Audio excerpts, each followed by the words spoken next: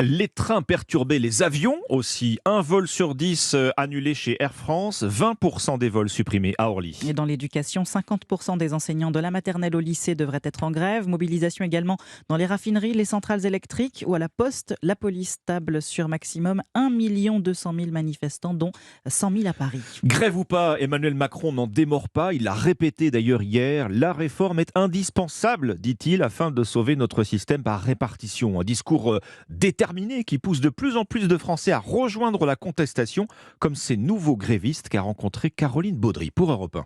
Ils sont sourds à tous ces mouvements-là et c'est ça qui me met moi très en colère. Rien qu'à Brest, où vit Christine, 13 000 personnes ont marché lors du premier rassemblement. Pas de quoi faire bouger nos dirigeants. Un déclic pour cet ingénieur pédagogique de 59 ans, bien décidé à grossir les rangs de manifestants. On a l'impression que c'est une idéologie de revenir sur rien, pas une prise en compte des remontées, des manifestations, des sondages qui sont plutôt défavorables à cette réforme. Il faut vraiment poursuivre, être encore plus présent. Elle s'est cette fois organisée pour s'absenter au travail, comme Paul, salarié à Paris. C'est après la vague humaine dans la capitale qu'il décide de défiler avec ses amis. S'il y a autant de personnes qui se mobilisent et qui sont aussi si différentes, c'est qu'il faut que je m'y intéresse un peu plus. Et en gros, j'ai un peu réalisé aussi l'ampleur de la réforme. Je ne veux pas avoir ça sur la conscience de ne pas être allé montrer mon soutien aux manifestants. Pour plusieurs de ces nouveaux manifestants fermement opposés à la réforme, ce n'est que le début d'une série de mobilisations auxquelles ils sont désormais déterminés à participer.